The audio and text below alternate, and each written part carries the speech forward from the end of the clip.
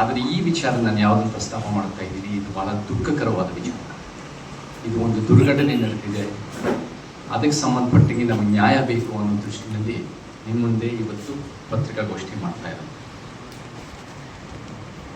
ಮೇ 8ನೇ ತಾರೀಕು ಕಮಲಾನಗರ ಬೆಳಕುಣಿಯಲ್ಲಿ ಒಂದು ಸಾವಾಗಿದೆ. ಅದು 16 ವರ್ಷದ ಅಪ್ರಾಪ್ತ ಬಾಲಕಿ. ಅವರು ಕಬಡ್ಡಿ ಪ್ಲೇಯರ್, ಕುಸ್ತಿ ಪ್ಲೇಯರ್ ಆಗಿದ್ದರು. ಭಾಳ ರಾಜ್ಯಕ್ಕೆ ಒಂದು ಉತ್ತಮ ಹೆಸರು ತಂದಿರೋರು, ರಾಜ್ಯಕ್ಕೆ ರೆಪ್ರೆಸೆಂಟ್ ಮಾಡಿರೋರು, ಒಂದು ಪ್ರತಿಭಾವಂತ ಬಾಲಕಿ.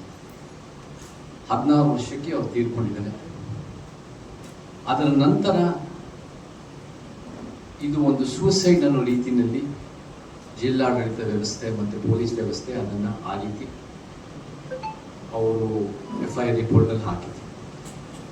ಆದರೆ ಹೋಗ್ತಾ ಹೋಗ್ತಾ ಗೊತ್ತಾಯಿತು, ಫೋಟೋಗ್ರಾಫ್ಸ್ಗಳ ಮುಖಾಂತರ ಆಗಿರ್ಬೋದು, ಮತ್ತು ಏನೇನು ಸತ್ಯತೆಗಳು ಹೊರಗೆ ಬರ್ತಾ ಇದು ಭಾಳ ಒಂದು ಅನುಮಾನಾಸ್ಪದ ಸಾವು ಅಂತ ಗೊತ್ತಾಯಿತು. ಇದರಲ್ಲಿ ಸೂಸೈಡ್ ಅಲ್ಲ, ಅದಕ್ಕಿಂತ ಮೀರಿತ್ತು ಅಂತ ಗೊತ್ತಾಗಿ ಯಾವಾಗ ಅನೇಕ ಚಳುವಳಿಗಾರರು, ಹೋರಾಟಗಾರರು, ಯಾರು ಒಂದು ಜನಪರ ವ್ಯಕ್ತಿಗಳು ಇಲ್ಲಿರೋ ನಮ್ಮ ಜೊತೆ ಸೇರಿರೋರು ಎಲ್ಲರೂ ಅಲ್ಲೋಗಿ ಇಲ್ಲ ಇದರಲ್ಲಿ ಇನ್ನೂ ಸತ್ಯ ಇದೆ ಅಂತ ಸರ್ಕಾರದ ಒತ್ತಡ ಹಾಕಿದ ಮೇಲೆ ಪೊಲೀಸ್ ವ್ಯವಸ್ಥೆ ಮೇಲೆ, ಅದರ ನಂತರ ಪೊಲೀಸ್ನವರು ಅದನ್ನು ಗಮನ ತಗೊಂಡು ಅವರು ಕೋರ್ಟಿಗೆ ಏನೇನಿದೆ, ಒಂದು ಕಿಡ್ನ್ಯಾಪಿಂಗ್ ಆಗಿರ್ಬೋದು, ಬಾಕ್ಸೋ ಅನ್ನೋದಾಗಿರ್ಬೋದು, ರೇಪ್ ಆ್ಯಂಡ್ ಮರ್ಡರ್ಗೆ ಸಂಬಂಧಪಟ್ಟಂಗೆ ಎಲ್ಲ ರೀತಿ ಫೈಲ್ ಆಗಿದೆ, ಇದನ್ನು ಕೂಡ ನಾವು ಹೆಂಗೆ ಮಾಡ್ಬೋದು ಅಂತ ಕೋರ್ಟಿಗೆ ತಿಳಿಸಿದೆ. ಆದರೆ ಇವತ್ತಿಗೂ ಕೂಡ ನಮಗೆ ಕೋರ್ಟಿನ ಏನು ಅದಕ್ಕೆ ಉತ್ತರ ಇದೆ, ಮತ್ತು ಇವತ್ತು ಕೂಡ ನಮಗೆ ಎಲ್ಲೋ ಒಂದು ರೀತಿಯಲ್ಲಿ ಮುಚ್ಚುಮರೆ ನಡೀತಾ ಇದೆ. ನಮಗೆ ನಿಜವಾದ ಸತ್ಯ ಗೊತ್ತಾಗ್ತಾ ಇಲ್ಲ. ನಾನು ಕೂಡ ಬೆಳ್ಕುಣಿಗೆ ಆ ಕುಟುಂಬದ ಮನೆಯವ್ರನ್ನ ಭೇಟಿ ಮಾಡೋಕ್ಕೆ ನಿನ್ನೆನೂ ಕೂಡ ಹೋಗಿದ್ದೀನಿ ಕಮಲಾನಗರದಲ್ಲಿ. ನಮಗೆ ಈ ವಿಚಾರದಲ್ಲಿ ಭಾಳ ಎಲ್ಲೋ ಒಂದು ಕಡೆ ಆಳುವ ಶಕ್ತಿಗಳು, ಜಿಲ್ಲಾಡಳಿತ ವ್ಯವಸ್ಥೆ, ಪೊಲೀಸ್ ವ್ಯವಸ್ಥೆ ಎಲ್ಲೋ ಒಂದು ರೀತಿ ಮುಚ್ಚುಮರೆ ಮಾಡ್ತಿರೋ ನಮಗೆ ಅನಿಸ್ತಾ ಇದೆ.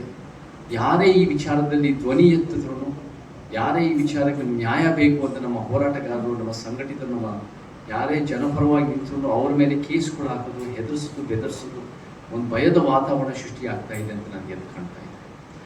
ನಮಗೆ ಇವತ್ತಿನ ದಿನ ಏನು ಬೇಕು ಅಂದರೆ ಆ ಒಂದು ಅಪ್ರಾಪ್ತ ಬಾಲಕಿ ಮತ್ತು ಅವರ ಕುಟುಂಬದವರಿಗೆ ಏನಾಗಿದೆ ಸತ್ಯತೆಗಳು ನ್ಯಾಯ ಬೇಕು. ನಮಗೆ ಭಾಳ ಮುಖ್ಯವಾಗಿ 3 ಬೇಡಿಕೆಗಳಿಟ್ಟಿದ್ದೀವಿ. ಒಂದು ಬೇಡಿಕೆ ಏನಂದರೆ ನಮಗೆ ಒಂದು SIT ತನಿಖೆ ಬೇಕು. ಇದಕ್ಕೆ ಸಂಬಂಧಪಟ್ಟ SIT ಸ್ಪೆಷಲ್ ಇನ್ವೆಸ್ಟಿಗೇಷನ್ ಟೀಮ್ ತನಿಖೆ ಆಗಬೇಕು. ಅದು ಯಾರು ಈ ಒಂದು ಬೀದರಿಂದ ಸಂಬಂಧಪಟ್ಟ ಈ ಜಿಲ್ಲಾಡಳಿತ ವ್ಯವಸ್ಥೆ ಯಾರು ಇದನ್ನು ಎಲ್ಲೋ ಒಂದು ರೀತಿ ನಮಗೆ ಅನಿಸ್ತಾ ಇದೆ ಮುಚ್ಚುಮರೆ, ಅವ್ರನ್ನ ಬಿಟ್ಟು ಸರ್ಕಾರದ ಅಡಿಯಲ್ಲಿ ಒಂದು ಪ್ರಾಮಾಣಿಕವಾಗಿ ಒಂದು ವಸ್ತುನಿಷ್ಠವಾದ ತನಿಖೆ ಯಾರು ಮಾಡ್ತಾರೋ ಆ ಥರದ SIT ನಮಗೆ ಬೇಕಾಗಿದೆ. ಎರಡನೇದು ಏನಂದರೆ ಸೆಕೆಂಡ್ ಪೋಸ್ಟ್ ಮಾರ್ಟಮ್ ನಮಗೆ ಆಗಬೇಕು. ಪೋಸ್ಟ್ ಮಾರ್ಟಮ್ ಅನ್ನೋದು ಕ್ಲಿಯರ್ ಆಗಿ ನಮಗೆ ಇದರಲ್ಲಿ ಏನು ಬಂದಿದೆ ಅದು ಎಲ್ಲ ರೀತಿಯಲ್ಲಿ ಪಾರದರ್ಶಕವಾಗಿ ಹೊರಗೆ ಬರಬೇಕು. ಸೊ ಆ ಪೋಸ್ಟ್ ಮಾರ್ಟಮ್ ಮತ್ತೆ ಆಗಬೇಕು. ಮತ್ತು ಮೂರನೇದು ಈ ಒಂದು ಏನು ಕಾನೂನು ಸುವ್ಯವಸ್ಥೆ ದೊಡ್ಡ ಪ್ರಮಾಣದಲ್ಲಿ ಹಾಳಾಗ್ಬಿಟ್ಟಿದೆ, ಒಂದು ಭಯದ ವಾತಾವರಣ ಸೃಷ್ಟಿಯಾಗ್ತಾ ಇದೆ. ಹೋರಾಟಗಾರರು ಯಾರು ಒಂದು ರೀತಿ ಕಾನೂನು ಮತ್ತು ನ್ಯಾಯಕ್ಕೋಸ್ಕರ ಎತ್ತಿ ನಿಂತು ಹೋರಾಟ ಮಾಡ್ತಿದ್ದಾರೋ ಅವ್ರ ಮೇಲೆ ಒಂದು ಕೇಸ್ಗಳು ಹಾಕಿ ಒಂದು ರೀತಿ ಭಯ, ಹೆದರ್ಸೋದು, ಬೆದರಿಕೆ ಹಾಕೋದೆಲ್ಲ ನಡೀತಾ ಇದೆ. ಇದಕ್ಕೆ ನಮಗೆ ಒಂದು ಶಾಶ್ವತವಾದ ಪರಿಹಾರ ಬೇಕು. ಇದನ್ನು ಸರಿಪಡಿಸ್ಬೇಕು. ಜಿಲ್ಲಾಡಳಿತ ಸಂಪೂರ್ಣ ವ್ಯವಸ್ಥೆನ ಸರಿಪಡಿಸ್ಬೇಕು. ಅದಕ್ಕೆ ಸಂಬಂಧಪಟ್ಟಂಗೆ ಇನ್ಕ್ವೈರಿ ಆಗಬೇಕು ಅಂತ ನಾನು ಕೂಡ ಹೋಮ್ ಮಿನಿಸ್ಟರ್ ಹತ್ರ ಮಾತಾಡಿ ಬೆಂಗಳೂರಿಗೆ ಹೋದ್ಮೇಲೆ ಅದು ಕೂಡ ನಾವು ಒಂದು 3ನೇ ಮುಖ್ಯವಾದ ಶಾಶ್ವತವಾದ ಪರಿಹಾರ ಬೇಡಿಕೆ. ಸೊ ಈ 3 ವಿಚಾರಕ್ಕೆ ಸಂಬಂಧಪಟ್ಟಂಗೆ ನಾನು ಯಾವ ಹೆಸರು, ಆ ಅಪ್ರಾಪ್ತ ಬಾಲಕಿ ಹೆಸರು ನಾನು ಪ್ರಸ್ತಾಪ ಮಾಡ್ತಾ ಇಲ್ಲ. ಬಟ್ ಅದು ಒಂದು ಬೆಳ್ಕುಣಿ ಗ್ರಾಮದಲ್ಲಿ ಕಮಲಾನಗರ ತಾಲೂಕಿನಲ್ಲಿ ನಡೆದಿರೋದು. ಮೇ 8ನೇ ತಾರೀಕು ಸಾವಾಗಿದೆ. ನಮಗೆ justice delayed is justice denied ಅಂತ ಹೇಳಕ್ಕೆ ಇಷ್ಟಪಡ್ತೀನಿ. ಡಿಲೇ ಆಗ್ತಾ ಇದೆ, ನ್ಯಾಯ ಸಿಗೋದು ಡಿಲೇ ಆದಷ್ಟು ಅದೆಲ್ಲ ಒಂದು ಕಡೆ ನ್ಯಾಯ ಸಿದ್ದೇರಂಗೆ ಆಗಬಾರ್ದು. ನಮಗೆ ಸ್ವಿಫ್ಟ್ ಜಸ್ಟಿಸು SIT ತನಿಖೆ ಬೇಕು ಅಂತ ಆ ಬೇಡಿಕೆ ಇಡಕ್ಕೆ ನಾನು ಹೊರಗೆ ಬರಬೇಕು. ಅದೇ ನಮ್ಮ ಮೂಲ ಉದ್ದೇಶ. ನಾವೇನು ಇಲ್ಲಿ ಬಂದು ಹಿಂಗೆ ಆಗಿದೆ ಹಂಗೆ ಆಗಿದೆ ಅಂತ ನಾನು ಕೂಡ ನಿನ್ನೆ ಆ ಸ್ಥಳ ಹೋಗಿದ್ದೆ. ಅಲ್ಲಿ ತಂದೆ ತಾಯಿ ಹತ್ರ ಮಾತಾಡಬೇಕು ಅನ್ನೋದು ನಮ್ಮ ಉದ್ದೇಶ. ಕೆಲವು ದಿನಗಳಿಂದ ಎಲ್ಲೋ ಒಂದು ಕಡೆ ತಂದೆ ತಾಯಿನ ಅಲ್ಲಿ ಇರಕ್ಕೆ ಬಿಡ್ತಾ ಇಲ್ಲ, ಅಲ್ಲಿ ಬೇರೆ ಬೇರೆ ರೀತಿಯಲ್ಲಿ ನಮ್ಮ ಮಾತಾಡಕ್ಕೆ ಬಿಡ್ತಾ ಇಲ್ಲ ಅನ್ನೋ ಅನಿಸ್ತಾ ಇದೆ. ಸತ್ಯನೂ ಸುಳ್ಳು. ನಮಗೇನಾಗಬೇಕು ಅಂದರೆ ಏನು ನಿಜವಾಗ್ಲೂ ನಡೆದಿದೆ. ಯಾಕೆಂದರೆ ಇದು ಒಂದು ಭಾಳ ಗಂಭೀರವಾದ ಒಂದು ಪ್ರಕರಣ ಇಲ್ಲ, ಇದು ಒಂದು ಸಾವಾಗಿದೆ ಅಂದಾಗ ಸೊ ನಮಗೆ ನಿಜವಾಗ್ಲೂ ಸತ್ಯ ಬರಬೇಕು. ಆ ಸತ್ಯನ ಹೊರಗೆ ತಂದು ನ್ಯಾಯ ಒದಗಿಸೋದೇ ನಮ್ಮ ಜಿಲ್ಲಾಡಳಿತ ಮತ್ತು ಪೊಲೀಸಿನ ಕರ್ತವ್ಯ. ಅದು ಬಿಟ್ಟು ಎಲ್ಲೋ ಒಂದು ಕಡೆ ಮುಚ್ಚುಮರೆ ಮಾಡ್ತಾ ಇದ್ದಾರೆ ಅಂದರೆ ಅದು ಯಾವೊಂದು ಪ್ರೊಟೆಕ್ಟಿವ್ ಒಂದು ರೀತಿ ಬಲಿಷ್ಠವಾದ ಶಕ್ತಿಗಳನ್ನ ಪ್ರೊಟೆಕ್ಟ್ ಮಾಡೋ ಪ್ರಶ್ನೆ ಬದಲೇಬಾರ್ದಿದೆ ಇಲ್ಲಿ. ಸರ್, ಈಗ ಹೋರಾಟ ಏನ್ ಮಾಡುತ್ತೆ ಅಂದ್ರೆ ಅದು ಒಂದು ರೀತಿ ಪಾರದರ್ಶಕವಾದ ಒಂದು ವಸ್ತುನಿಷ್ಠವಾದ ಒಂದು ತನಿಖೆ ಮಾಡಿ ಅದು ನಿಜವಾಗ್ಲೂ ಏನ್ ನಡೆದಿದೆ. ಯಾಕಂದ್ರೆ ಈ ಒಂದು ರೀತಿ ಬೇರೆ ಬೇರೆ ರೀತಿ ನೋಡಿದ್ರೆ ಇದರಲ್ಲಿ ಅದು ಒಂದು ಸೂಸೈಡ್ ಅನ್ನೋದಕ್ಕಿಂತ ಅದಕ್ಕಿಂತ ಮೀರಿತ್ತು ಅಂತ ನಮಗೆ ಅನಿಸ್ತಾ ಇದೆ. ಒಂದು ಅನುಮಾನಾಸ್ಪದ ಸಾವಿದೆ ಇದು ಅನ್ನೋದು ಎಲ್ಲರಿಗೂ ಗೊತ್ತಿದೆ. ಸೊ ಆ ದಿಕ್ಕಿನಲ್ಲಿ ನಮಗೆ ಒಂದು ಪಾರದರ್ಶಕವಾದ ಒಂದು SIT ತನಿಖೆ ಆಗಬೇಕು. ಅದಕ್ಕೆ ತಕ್ಕಂತೆ ಕಾನೂನು ಕ್ರಮ ಆಗಬೇಕು, ಬೇಗ ಆಗಬೇಕು. ಸರ್, ಈಗಾಗಲೇ ದುರ್ಬಳಕೆ ಆಗ್ತಾ ಇರೋದು ಅದು ನನಗೆ ಇದು ನಮಗೆ ಏನು ಸತ್ಯ ಇದೆ ಅಂತ ಹೊರಗೆ ಬರಬೇಕು. ನಮಗೆ ಯಾರ ವ್ಯಕ್ತಿ ಮೇಲೆ ನಾವು ಟಾರ್ಗೆಟ್ ಮಾಡ್ತಾ ಇಲ್ಲ. ನಮಗೇನು ಅನಿಸ್ತಾ ಇದೆ ಅಂದರೆ ಈ ಒಂದು ರೀತಿ ಇದು ಎಲ್ಲೋ ಒಂದು ಕಡೆ ಪವರ್ಫುಲ್ ವ್ಯಕ್ತಿಗಳಿಗೆ ಸಹ ಒಂದು ಹತ್ರ ಇರ್ಬೋದು ಆರೋಪಿ ಅನ್ನೋ ಕಾರಣಕ್ಕೆ ಅವ್ರು ಪ್ರೊಟೆಕ್ಟ್ ಆಗಬಾರ್ದು. ಎಲ್ಲರೂ ಕಾನೂನು ಅಡಿಯಲ್ಲಿ ಒಂದೇ ಅಂದಾಗ ನಮಗೆ ಪಾರದರ್ಶಕವಾದ ಒಂದು ತನಿಖೆ ಆಗಿ ಅದಕ್ಕೆ ತಕ್ಕಂತೆ ನಮಗೆ ಶಿಕ್ಷೆ ಆಗಬೇಕು ಅಂತ ನಾವು. ನನ್ನ ಹೆಸರು ಶಕ್ತಿಕಾಂತ್ ನಾವೇದುರ್ಗಿ ಅಂತ ಹೇಳಿ. ನಾನು ಯಾರು ಪೊಲಿಟಿಕಲ್ ಆಗಿ ಯಾರು ಮಾಡ್ತಾ ಇಲ್ಲ. ಈ ಒಂದು ವಿಷಯಕ್ಕೆ ಸಂಬಂಧಪಟ್ಟಂತೆ ಯಾರು ಕೂಡ ಇದರಲ್ಲಿ ಪೊಲಿಟಿಕಲ್ ಇನ್ವಾಲ್ವ್ ಇಲ್ಲ. ಡೇ 1 ಇಂದ ನೋಡ್ತಾ ಇದ್ದೀವಿ. ಆತ್ಮಹತ್ಯೆ ಆಯಿತು, ಆಮೇಲೆ ಅನುಮಾನಾಸ್ಪದ ಸಾವು ಆಯಿತು. ಯಾರಾದ್ರೂ ಒಂದು ಹುಡುಗ ಅಪ್ರಾಪ್ತ ಬಾಲಿಕೆಯನ್ನ ತಗೊಂಡು ಹೋದ್ರೆ ಅವನ ಮೇಲೆ ಪೋಸ್ಕೋ ಕೇಸ್ ಹಾಕ್ತಾರೆ. ಈ ಪ್ರಕರಣದಲ್ಲಿ 8ನೇ ತಾರೀಕು ಆ ವ್ಯಕ್ತಿ ಏನ್ ಮಾಡಿದಾನೆ, ಅವಳ ಮನೆಯಿಂದ ಕರ್ಕೊಂಡು ಹೋಗಿದ್ದಾನೆ. ಇದು ಆತ್ಮಹತ್ಯೆ ಅಂತ ಹೇಳ್ತಾರೆ. ಪೋಸ್ಕೋ ಯಾಕಾಗಿಲ್ಲ? ಇದು ಅವತ್ತಿನ ದಿನನೇ ಪೋಸ್ಕೋ ಕೇಸ್ ಆಗುತ್ತಿತ್ತಲ್ಲ. ಯಾರೋ ಒಬ್ಬ ಬಡ ವ್ಯಕ್ತಿ ಯಾವುದೋ ಒಂದು ಹುಡುಗಿನ ಅಪ್ರಾಪ್ತ ಬಾಲಿಕೆಯನ್ನ ತಗೊಂಡು ಹೋದ್ರೆ ಇದೇ ಪೊಲೀಸ್ ಇಲಾಖೆಯವರು ಪೋಸ್ಕೋ ಕೇಸ್ ಹಾಕ್ತೀರಾ? ಅವನ ಸಿಗ್ಲಿಲ್ಲ ಅಂದ್ರೆ ಅವ್ರ ತಂದೆ ತಾಯಿಗಳನ್ನು ತಂದು ಕೂಡ ಹಾಕ್ತೀರಾ? ಬಟ್ ಈ ವಿಷಯದಲ್ಲಿ ಯಾಕೆ ಆ ತಂದೆ ತಾಯಿಗಳ ಸ್ಟೇಟ್ಮೆಂಟ್ ಇದೆ, ಅಣ್ಣನ ಸ್ಟೇಟ್ಮೆಂಟ್ ಇದೆ, ಅವ್ರ ಅಜ್ಜಿನ ಸ್ಟೇಟ್ಮೆಂಟ್ ಇದೆ. ನನ್ನ ತಂಗಿಯನ್ನ ಇವ ರಾತ್ರಿ 11 ಗಂಟೆಗೆ ತಗೊಂಡು ಹೋಗಿದಾನ ಅಂತ ಹೇಳಿ, ಆದ್ರೂ ಕೂಡ ಇದನ್ನ ಪೋಸ್ಕೋ ಹಾಕಿಲ್ಲ ಪೊಲೀಸ್. ವ್ಯಕ್ತಿಗಳ ಒಂದು ಶಕ್ತಿ ಇದೆ ಸರ್. ಜಿಲ್ಲೆಯಲ್ಲಿ ತುಂಬಾ ಜನರು ಇದ್ದಾರೆ. ಅದನ್ನ ನಾವು ಹೇಗೆ ಹೇಳಕ್ ಬರುತ್ತೆ ಇವರೇ ಇದ್ದಾರೆ ಅಂತ. ಸರ್, ಈಗ ಏನೇನು ಸತ್ಯತೆಗಳಿದೆ ಅದಕ್ಕೆ ನಮಗೆ ನ್ಯಾಯ ಬೇಕು. ಸೊ SIT ತನಿಖೆ ಅನ್ನೋದು ಈ ಒಂದು ಅಪ್ರಾಪ್ತ ಬಾಲಕಿ ಅದು ಏನಾಗಿದೆ, ಏನೇನು ಕೇಸ್ಗಳು ಬೇಕಾಗುತ್ತೆ, ಒಂದು ಪ್ರಾಪರ್ ಇನ್ವೆಸ್ಟಿಗೇಷನ್ ಆಗಬೇಕು. ಅದಕ್ಕೆ ಸಂಬಂಧಪಟ್ಟಿಗೆ ನ್ಯಾಯ ನಮ್ಮ ಫಸ್ಟ್ ಅಜೆಂಡಾ ಪಾಯಿಂಟ್. ಸ್ಥಳೀಯ ಪೊಲೀಸ್ನವರ ಮೇಲೆ ಅನೇಕ ವರ್ಷಗಳಿಂದ ಎಲ್ಲೋ ನಮ್ಮ ಹೋರಾಟಗಾರರ ಮೇಲೆ ಸುಳ್ಳು ಕೇಸ್ಗಳು ಹಾಕಿ ಹೆದರಿಸಿ ಅವ್ರ ಮೇಲೆ ಒಂದು ರೀತಿ ದಬ್ಬಾಳಿಕೆ ಮಾಡ್ತಿರೋ ಆರೋಪಗಳು ಬರ್ತಾ ಇದೆ. ಅದು ಎಲ್ಲರಿಗೂ ಒಂದು ಇಟ್ಸ್ ಓಪನ್ ಸೀಕ್ರೆಟ್ ಅಂತ ಬರ್ತಾ ಇದೆ. ನಮಗೆ ಏನು ಬೇಕು ಅಂದರೆ SITನಲ್ಲಿ ನ್ಯಾಯ ಬೇಕು. ಮತ್ತು ಅದ್ರ ಜೊತೆ ಈ ಒಂದು ವಿಚಾರದಲ್ಲಿ ನಮಗೆ ಯಾರಾದರೂ ಇದಕ್ಕೆ ಒಂದು ರೀತಿ ಬಿಹೈಂಡ್ ಕ್ಲೋಸ್ ಡೋರ್ಸು ಇದನ್ನು ಪ್ರೊಟೆಕ್ಟ್ ಮಾಡ್ತಾ ಇದ್ದಾರೆ ಮತ್ತು ಅವರ ಒಂದು ಸರ್ಕಾರ ಜವಾಬ್ದಾರಿ ಮಾಡೋದು ಬಿಟ್ಟು ಬೇರೆದೇನಾದರೂ ಒಂದು ಮಾಡ್ತಾ ಇದ್ದಾರೆ ಅಂದರೆ ಅದಕ್ಕೂ ಕೂಡ ನಾವು ಹೋಮ್ ಮಿನಿಸ್ಟರ್ ಹತ್ರ ಹೋಗಿ ಅದು ಕೂಡ ನಮಗೆ ಒಂದು ಇನ್ಕ್ವೈರಿ ಆಗಂಗೆ ನಾನು ಕೂಡ ಅವ್ರ ಜೊತೆ ಕೂತು ಮಾತಾಡ್ತೇನೆ. Because that is also something very important. ಅಲೆಮಾರಿಗಳಿಗೆ ನಾವು ಕೂಡ ಇಲ್ಲಿ ಅಲೆಮಾರಿಗಳಿಗೆ ಈ ಭಾಗದಲ್ಲಿ ಬೀದರ್ ಸಿಟಿನಲ್ಲೂ ಕೂಡ ಭಾಳ ವರ್ಷದಿಂದ ಹೋರಾಟ ಮಾಡ್ಕೊಂಡು ಬರ್ತಾ ಇದ್ದೀವಿ. ನಮಗೆ 2 ಎಕರೆ ಇಲ್ಲಿ ಸ್ಯಾಂಕ್ಷನ್ ಆಗಿದೆ ಅಂತ ನನಗೂ ಕೂಡ ನಮ್ಮ ಸ್ನೇಹಿತ ರಾಹುಲ್ ಅವರು ಈ ರೀತಿ ಆಗ್ತಾ ಇದೆ, ಅದು ಒಂದು ರೀತಿ ಕೆಲಸಗಳಾಗ್ತಾ ಇದೆ. ಬಟ್ ನನಗೇನು ಕಾಣುತ್ತೆ ಅಂದರೆ ಭಾಳ ತೊಡಗಿಸ್ಕೊಂಡು ಭಾಳ ಹೋರಾಟ ಮಾಡಿ ಭಾಳ ಅವ್ರಿಗೆ ನ್ಯಾಯ ಒದಗಿಸ್ಬೇಕು. ಅವ್ರು ಗುಡಿಸಲು ಬದುಕ್ತಿದ್ರು ಹೋರಾಟ ಮಾಡಿದ್ರು ಕೂಡ ಎಷ್ಟೋ ದಿನಗಳು, ತಿಂಗಳುಗಳು, ವರ್ಷಗಳಾದ ಮೇಲೆ ಅದು ಒಂದು 2 ಎಕರೆ ಮಾಡಿರೋದು. ಬಟ್ ನಮಗೆ ಒಂದು ಗಟ್ಟಿಯಾದ ಪೊಲಿಟಿಕಲ್ ಸ್ಟ್ರೆಂತ್ ಇದೆ, ನಮಗೆ ಗಟ್ಟಿಯಾದ ಒಂದು ರೀತಿ ಪೊಲಿಟಿಕಲ್ ನಮ್ಮದೇ ಆದ ಒಂದು ಸಿದ್ಧಾಂತ ಸ್ಟ್ರೆಂತ್ ಇದ್ದರೆ ಈ ರೀತಿ ಬರೀ ಒಂದು ಬೀದರ್ ಜಿಲ್ಲೆನಲ್ಲಿ ಮಾತ್ರ, ಒಂದು ಭಾಗದಲ್ಲಿ ಮಾತ್ರ ಅಲ್ಲ, ಇಡೀ ಕರ್ನಾಟಕದಲ್ಲಿ ಎಲ್ಲ ಅಲೆಮಾರಿಗಳಿಗೂ, ಎಲ್ಲ ಗುಡಿಸಲು ಬದುಕ್ತಿರೋರ್ಗೂ, ಎಲ್ಲ ನಮ್ಮ ಶೋಷಿತ ವರ್ಗಕ್ಕೂ, ಎಲ್ಲ ಆದಿವಾಸಿ ದಲಿತರಿಗೂ, ಯಾರ್ಯಾರು ನಮಗೆ ಕಷ್ಟದಲ್ಲಿ ಬದುಕ್ತಿದ್ರು ಅವರೆಲ್ಲರಿಗೂ ನಾವು ನ್ಯಾಯ ಒದಗಿಸ್ಬೋದು. That is the power of politics, that is the power of political strength. So ಆ ದಿಕ್ಕಿನಲ್ಲೂ ಕೂಡ ನಾವು ಯೋಚನೆ ಮಾಡಬೇಕು. ಬಟ್ ನಮ್ಮ ಹೋರಾಟಗಳು ಯಾವುದೇ ಕಾರಣಕ್ಕೂ ನಿಲ್ಲಲ್ಲ.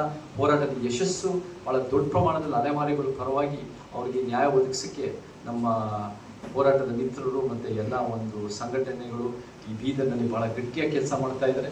ಅವ್ರ ಜೊತೆ ನಾನು ಎಂದಿಗೂ ನಿಂತ್ಕೊಂಡಿದ್ದೀನಿ. ನಮಗೆ ಎಲ್ಲೂ ಕೂಡ ರೆಸ್ಪಾನ್ಸ್ ಸಿಗ್ತಾ ಇಲ್ಲ. ಇದು ಏನೋ ಒಂದು ಇದು ಡಿಲೇ ಮಾಡ್ತಾ ಇದ್ದಾರೆ ಜಸ್ಟಿಸ್ ಅಂದರೆ ನಮಗೆ ಎಲ್ಲೋ ಒಂದು ಕಡೆ ಅದು ನಮಗೆ ನ್ಯಾಯ ಸಿಗದೆ ನಂಗೆ ಮಾಡ್ತಾ ಇದ್ದಾರೆ ಉದ್ದೇಶಪೂರ್ವಕವಾಗಿ ಅಂತ ಪ್ರಶ್ನೆಗಳು ಉಂಟಾಗ್ತವೆ ಅಂತ ಎಲ್ಲರಿಗೂ ಗೊತ್ತಿದೆ. ಬಟ್ ಯಾವ ಮಟ್ಟಕ್ಕೆ ಇದು ಏನಾಗಿದೆ ಇದು ನಿಜವಾಗ್ಲೂ ಅನ್ನೋದು ನಮ್ಮ ಸತ್ಯತೆಗಳು ಬೇಕು. ಭೇಟಿ ಮಾಡಬೇಕು, ಏನಾಗಿದೆ ಅಂತ ಮಾತಾಡೋದು ಕೂಡ ನಮಗೆ ನಿನ್ನೆ ಅವರು ಪೊಲೀಸ್ನವರು ಎಲ್ಲ ಒಂದು ಕಡೆ ಕರ್ಕೊಂಡು ಹೋಗಿ, ಸೊ ಅವ್ರ ಜೊತೆ ಅವ್ರ ತಂದೆ ಜೊತೆ ನಾನು ಮಾತಾಡೋಕ್ಕಾಗಿದೆ. ಅವ್ರ ಲೊಕೇಶನ್ ಆಮೇಲೆ ನಮಗೆ ಈ ರೀತಿಯಲ್ಲಿ ಇದು ಉದ್ದೇಶಪೂರ್ವಕವಾಗಿ ಆಗ್ತಾ ಇದೆಯಾ ಅಥವಾ ಇದು ತನಿಖೆಯ ಒಂದು ಭಾಗನ ಅನ್ನೋದು ಎಲ್ಲ ಒಂದು ರೀತಿ ಪ್ರಶ್ನೆಗಳು ಬರ್ತವೆ. ಅದು ಯಾಕೆ ಪ್ರತಿದಿನನೂ ಅವ್ರನ್ನ ಕರ್ಕೊಂಡು ಹೋಗ್ತಾ ಇದ್ದಾರೆ, ಎಲ್ಲಿ ಕರ್ಕೊಂಡು ಹೋಗ್ತಾ ಇದ್ದಾರೆ, ಅವ್ರ ಮೊದಲೇ ಅವ್ರ ಮಗಳನ್ನ ಸಾವಲ್ಲಿ ಬಹಳ ನೋವಲ್ಲಿರ್ತಾರೆ. ಅದನ್ನ ಎಲ್ಲೋ ಒಂದ್ ಕಡೆ ಈ ರೀತಿ ಏನಕ್ಕೆ ಆಗ್ತಾ ಇದೆ ಅಂತ ನಮಗೆ ಪ್ರಶ್ನೆಗಳು ಹುಟ್ಟುತ್ತವೆ. ಭಾಗಗಳಿಂದ ಹೋರಾಟಗಾರರು ಬಂದು ನಮಗೆ ನ್ಯಾಯ ಬೇಕು ಅಂತಲೂ ನಿಂತಿದ್ರು. ಬಾಗಲಕೋಟೆಯಿಂದ ಬರೋದಾಗಿರ್ಬೋದು, ಬೇರೆ ಬೇರೆ ಕಡೆಯಿಂದ ಬರೋದಾಗಿರ್ಬೋದು, ಎಲ್ಲರೂ ಸೇರಿದ್ರು. ಬಟ್ ಅವ್ರ ತಂದೆ ತಾಯಿ ನನಗೆ ಅವ್ರ ಜೊತೆ ಮಾತಾಡೋದು ನನಗೆ ಸಿಗ್ಲಿಲ್ಲ. ಅಂತ ಮಾಡೋದು ಒಳ್ಳೇದೇ. ಅವ್ರು ಯಾಕೆ ಆ ಪದ ಬಳಸಿದ್ದಾರೆ ಅವರೇ ಅದಕ್ಕೆ ಒಂದು ರೀತಿ ಅವ್ರು ಹೇಳಬೇಕು, ರೆಸ್ಪಾನ್ಸ್ ಕೊಡಬೇಕು. ಬಟ್ ನಮಗೆ ಮೇನ್ ಏನಂದ್ರೆ ಇದು ನಿಜವಾಗ್ಲೂ ಅತ್ಯಾಚಾರನ ಅಂತ ಪ್ರಶ್ನೆಗಳು ಬರುತ್ತೆ. ಇದು ಏನು, ಇದು ರೇಪ್ ಅಂಡ್ ಮರ್ಡರ, ಇದು ಪಾಕ್ಸೋ ಕೇಸಾ, ಇದು ಏನೇನು ಅಂತ ನಮಗೆ ಕ್ಲಿಯರ್ ಆಗಿ ಗೊತ್ತಾಗ್ಬೇಕು. ಇಲ್ಲಿ ಆ ದಿಕ್ಕಿನಲ್ಲಿ ಹೋಗ್ತಾ ಇದೆ. ಬಟ್ ಅದು ಹಾಕ್ಬೇಕು ಅಂತ ಫಸ್ಟಲ್ಲಿ ಹಾಕಿರ್ಲಿಲ್ಲ. ಫಸ್ಟಲ್ಲಿ ಒಂದು ಸೂಸೈಡ್ ಅಂತ ಹಾಕಿ ಆಮೇಲೆ ಎಲ್ಲ ಹೋರಾಟಗಾರರು ಅದ್ರ ಮೇಲೆ ಇದು ನಿಜವನ್ನು ನೀವು ಪ್ರಾಮಾಣಿಕವಾಗಿ ನೀವು ಮಾಡ್ತಾ ಇಲ್ಲ ಅಂತ ಅವರಿಗೆ ಒಂದು ಜಾಗೃತಿ ಮಾಡಿದಾದ್ಮೇಲೆ ಒಂದು ಪೋಕ್ಸೋ ಪ್ರಶ್ನೆ ಬರೋಕ್ಕೆ ಶುರುವಾಯಿತು. ಸೊ ಇದು ಒಂದು ಬಹಳ ಒಂದು ಅನೇಕ ರೀತಿ ಪ್ರಶ್ನೆಗಳಿಗೆ ಕಾರಣ ಆಗಿದೆ ಈ ಪ್ರಕರಣ ಅಂತ ಹೇಳಿ ಸುಳ್ಳಿದೆ. ನಮಗೆ ನ್ಯಾಯ ಬೇಕು. ನ್ಯಾಯ ಅದು ನಮಗೆ ಬಹಳ ಮುಖ್ಯವಾದ ಅಜೆಂಡಾ ಪಾಯಿಂಟ್ ಬರಬೇಕು. ನಮ್ಗೆ ವ್ಯಕ್ತಿಗಳ ಮಾತು ಕೇಳೋ ಪ್ರಶ್ನೆ ಬರಲ್ಲ. ಇಲ್ಲಿ ಎಲ್ಲರಿಗೂ ಅವ್ರದ್ದೇ ಆದ ಸ್ವಂತ ತಿಳುವಳಿಕೆ, ಸ್ವಂತ ಹೋಮ್ ಮಿನಿಸ್ಟರ್ ದಲಿತರು ಅಂತ ನೀವೇ ಪ್ರಸ್ತಾಪ ಮಾಡಿ. ಆದ್ರೆ ಅವರು ಒಂದು ಪಕ್ಷದಲ್ಲಿದ್ದಾರೆ, ಒಂದು ರೀತಿ ಒಂದು ಪ್ರಭಾವಿಯಾಗಿದ್ದಾರೆ. ಅವರು ನಿಜವಾಗ್ಲೂ ಎಷ್ಟು ಮಟ್ಟಿಗೆ ನ್ಯಾಯ ಒದಗಿಸ್ಬೇಕು, ಬಟ್ ಅವರನ್ನ ನಾವು ಹೇಳಬೇಕು, ಅವ್ರ ಗೈಡ್ ಮಾಡಬೇಕು. ಇವಾಗ ಎಲ್ಲಾ ಪಕ್ಷದಲ್ಲೂ ದಲಿತರಿದ್ದಾರೆ. ನಮಗೆ ಏನಂದ್ರೆ ಸಮಾನತಾವಾದಿಗಳಾಗಿ ನ್ಯಾಯ ಒದಗಿಸೋದು ಅದು ಮುಖ್ಯ ಪಾತ್ರ ವಹಿಸ್ತಿರೋ ದಲಿತ ಸಂಘಟನೆಗಳು. ಬಟ್ ನಮ್ಗೆ ಯಾರು ಒಂದು ಜನಪರವಾಗಿದ್ದಾರೋ, ಪ್ರಾಮಾಣಿಕವಾಗಿದ್ದಾರೋ ಅವರೆಲ್ಲ ಎದ್ದು ನಿಂತು ಈ ವಿಚಾರದಲ್ಲಿ ನ್ಯಾಯ ಬೇಕು ಅಂತ ಹೋರಾಟ ಮಾಡ್ತಾ ಇದ್ರು. ಸೊ ಹೌದು, ಖಂಡಿತ ಯಾವ ಒಂದೊಂದು ಎಲ್ಲ ಸಮುದಾಯದವರು ಎಲ್ಲ ಪಕ್ಷಗಳಲ್ಲೂ ಇರ್ತಾರೆ. ಎಲ್ಲ ಸಮುದಾಯದವರು ಒಂದೊಂದು ರೀತಿ ಯೋಚನೆ ಮಾಡ್ತಾರೆ. ದಲಿತರು ಎಲ್ಲಾ ರೀತಿ ಒಂದೇ ರೀತಿ ಯೋಚನೆ ಮಾಡಬೇಕು ಅಂತ ಏನಿಲ್ಲ. ಬಟ್ ಇಲ್ಲಿ ನಮ್ಮ ಜೊತೆ ಸೇರಿರೋರು ಎಲ್ಲರೂ ಕೂಡ ಪ್ರಾಮಾಣಿಕವಾಗಿ ನ್ಯಾಯ ಬೇಕು ಅಂತ ಬಹಳ ದಿನಗಳು ಇವತ್ತು ಈ ಪ್ರಕರಣ ಮಾತ್ರ ಅಲ್ಲ, ಅನೇಕ ದಶಕಗಳಿಂದ ಹೋರಾಟ ಮಾಡಿಕೊಂಡು ಕೆಲಸ ಮಾಡ್ಕೊಂಡು ಬರ್ತಾ ಇದ್ದಾರೆ. ಅವರ ಕೆಲಸಕ್ಕೆ ಇವತ್ತು ಅಡ್ಡ ಬರ್ತಿರೋದೆ ಪ್ರಜಾಪ್ರಭುತ್ವ ಎತ್ತಿಡಿತಿರೋದೇ ಇವತ್ತಿನ ದಿನ ಇಲ್ಲಿ ನಮ್ಮ ಜೊತೆ ನಿಂತಿರೋದು. ಆದ್ರೆ ಪ್ರಜಾಪ್ರಭುತ್ವನ ಉಲ್ಲಂಘನೆ ಮಾಡಿ ಎಲ್ಲೋ ಒಂದ್ ಕಡೆ ಇದನ್ನ ಒಂದು ಅನ್ಡೆಮೊಕ್ರಾಟಿಕ್ ರೀತಿಯಲ್ಲಿ ಬೀದರ್ನ ಈ ಒಂದು ಸುಂದರ ಐತಿಹಾಸಿಕ ಪ್ರದೇಶನ ಮಾಡ್ತಿರೋದು ಆಳುವ ಶಕ್ತಿಗಳಂತ ಹೇಳಿದ್ರೆ ಅಥವಾ ಒಂದು ಜಿಲ್ಲಾಡಳಿತ ವ್ಯವಸ್ಥೆಯಲ್ಲಿ ಪೊಲೀಸ್ ವ್ಯವಸ್ಥೆ ಅನ್ನೋದು ಎದ್ದು ಕಾಣ್ತಾ ಇದೆ. ಅದನ್ನ ನಾವು ಸರಿಪಡಿಸಲೇಬೇಕು. ಇಲ್ಲಾಂದ್ರೆ ಈ ತರ ಪ್ರಕರಣಗಳು ಮುಂದೆ ಹೆಚ್ಚೆಚ್ಚು ಆಗೋದ ಸಾಧ್ಯತೆಗಳು ಇರುತ್ತೆ. ಅದಕ್ಕೆ ನ್ಯಾಯ ಸಿಗದೇ ಇರೋದು ಸಾಧ್ಯತೆಗಳು ಇರುತ್ತೆ. ಅದು ಆಗಬಾರ್ದು. ನಾವು ಬಹಳ ಮುಖ್ಯವಾಗಿ ನಮಗೆ ಏನು ತಪ್ಪಾಗಿದೆಯೋ ಅದಕ್ಕೆ ಒಂದು ಬೇಗ ಶಿಕ್ಷೆ ಆಗಬೇಕು. ಯಾರನ್ನು ಪ್ರೊಟೆಕ್ಟ್ ಮಾಡೋ ಪ್ರಶ್ನೆ ಬರೋಲ್ಲ. ಕಾನೂನಲ್ಲಿ ಎಲ್ಲರೂ ಸರಿ ಸಮಾನರೇ ಅನ್ನೋದು ನಮ್ಮ ಕಣ್ಣಲ್ಲಿ ಖಂಡಿತ ಇದೆ. ಅದು ಕಾನೂನು ಕಣ್ಣಲ್ಲೂ ಅದು ಹಾಗೆ ಇದೆ. ಅಂದರೆ ಕೆಲವು ಯುವಕರು ಯಾರು ಚಳುವಳಿಯಲ್ಲಿದ್ದಾರೆ ಅವರಿಂದ ನನಗೆ ಗೊತ್ತಾಯಿತು. ಅದು ನಾನು ಕೂಡ ಅದರ ಬಗ್ಗೆ ರಿಸರ್ಚ್ ಮಾಡೋದಕ್ಕೆ ಶುರು ಮಾಡಿದೆ. ಏನಾಗಿದೆ ಅಂತ ಗೊತ್ತಾಯಿತು. ಇಲ್ಲಿ ಕೆಲವೊಂದು ಕ್ಯಾಂಡಲ್ ಲೈಟ್ ವಿಜುವಲ್ಗಳು ಆಗಿತ್ತು. ನಮಗೆ ನ್ಯಾಯ ಬೇಕು ಅಂತ ಅದು ಕೂಡ ನಾನು ಮೀಡಿಯಾದಲ್ಲಿ ಗಮನಿಸಿದೆ. ಆಮೇಲೆ ಇಲ್ಲಿರೋರು ಯಾರ್ಯಾರು ಚಳುವಳಿಯಲ್ಲಿರೋ ಅವ್ರಿಗೂ ಪರಿಚಯ, ಅವ್ರನ್ನೂ ನಾನು ಒಂದು ರೀತಿ ಕಾಂಟ್ಯಾಕ್ಟ್ ಮಾಡಿ ಇದು ಏನಾಗಿದೆ, ಏನೇನಿದೆ ಅಂತ ನಾನೇ ಅಲ್ಲಿ ಖುದ್ದಾಗಿ ಬಂದು ನೋಡಬೇಕು ಅಂತ ಬಂದು ನನಗೆ ನಿನ್ನೆ ನಾನು ಸ್ಥಳ ಪರಿಶೀಲನೆ ಮಾಡಿ ಅಲ್ಲಿ ನಮ್ಮ ಚಳುವಳಿ ಎಲ್ಲ ಹೋರಾಟಗಾರರ ಜೊತೆ ಸೇರಿ ನಾವಲ್ಲಿ ಭೇಟಿ ಮಾಡಿದ್ವಿ. ಸೊ ಇದೇನು ಇದು ನಮಗೆ ನಿಜ ಹೇಳಬೇಕು ಅಂದರೆ ಮುಚ್ಚುಮರೆ ಮಾಡದಷ್ಟು ಹೆಚ್ಚೆಚ್ಚು ಈ ಥರ ಅನ್ಯಾಯಗಳು ನಡೀತವೆ. ಅನ್ಯಾಯಗಳಿಗೆ ನ್ಯಾಯ ಸಿಗದಿರಂಗಾಗತ್ತೆ. ನಾವು ಬೆಳಕು ಚೆಲ್ಲಿ ಅದಕ್ಕೆ ತಪ್ಪ ಮೇಲೆ ಕ್ರಮ ತಗೊಳಕ್ ಮಾಡಿದ್ರೆ ಇದು ಮುಂದೆ ಆಗದೇ ಇರೋಕ್ಕೆ ಸಾಧ್ಯತೆಗಳು ಉಂಟಾಗುತ್ತೆ. ಸೊ ಅದು ನಮ್ಮ ಉದ್ದೇಶ ಹೊರತು ಯಾವ ವ್ಯಕ್ತಿನ ಟಾರ್ಗೆಟ್ ಮಾಡೋದಲ್ಲ, ಯಾವ ಪ್ರಭಾವಿಗಳನ್ನ ಟಾರ್ಗೆಟ್ ಮಾಡೋದಲ್ಲ. ನಮಗೇನು ಬೇಕು ಅಂದರೆ ನ್ಯಾಯ ಬೇಕು. ಎಲ್ಲರೂ ಸರಿ ಸಮಾನದೆ, ಎಲ್ಲ ಮನುಷ್ಯರು ಸರಿ ಸಮಾನದೆ. ಆ ದಿಕ್ಕಿನಲ್ಲಿ ಈ ಒಂದು 16 ವರ್ಷದ ಅಪ್ರಾಪ್ತ ಬಾಲಕಿ ಮತ್ತು ಅವ್ರ ಕುಟುಂಬದವರಿಗೆ ನ್ಯಾಯ ಬೇಕು ಅನ್ನೋದು ನಮ್ಮ ಉದ್ದೇಶ. ಗೊಂದಲ ಸೃಷ್ಟಿ ಮಾಡೋದಲ್ಲ ನಮ್ಮ ಉದ್ದೇಶ, ಸಮಸ್ಯೆಗಳಿಗೆ ಪರಿಹಾರ ಅನ್ನೋದು ನಮ್ಮ ಗುರಿ. ಅವ್ರ ನಂಬರ್ ತಗೊಂಡು ಫೋನ್ ಮಾಡಿ ನಾವು ಹಿಂಗೆ ಅದನ್ನು ಇದನ್ನ ಒಂದು ಶಾಶ್ವತ ಒಂದು ಪರಿಹಾರ ಮತ್ತೆ ನ್ಯಾಯ ಸಿಗ್ಬೋದು ಅನ್ನೋ ದಿಕ್ಕಿನಲ್ಲಿ ನಾವೆಂಗೆ ಹೋಗ್ಬೋದು. ನಾನು ಕೂಡ ಫೋನ್ ಮಾಡಿ ಮಾತಾಡ್ತೀನಿ. ಐಜಿಯನ್ನು ಕರೆದಿದ್ದಾರಂತೆ ಈ ಸಂಬಂಧಕ್ಕೆ ಸಂಬಂಧಪಟ್ಟಂತೆ. ಸಾಧ್ಯವಾದರೆ SP ಅವರು ಆಫ್ಟರ್ನೂನ್ ಸಿಕ್ಕಿದ್ರೆ ಅಣ್ಣವ್ರಿಗೆ ಹೋಗಿ ಭೇಟಿ ಮಾಡುವಂಥ ಸಾಧ್ಯತೆಗಳು ಇದೆ. ಶೋರ್ ಇಲ್ಲ, ಸಾಧ್ಯತೆಗಳಿದೆ. ಇಲ್ಲಿ ಬಂದಂಥ ಎಲ್ಲ ಪತ್ರಿಕಾ ಮಾಧ್ಯಮದವರು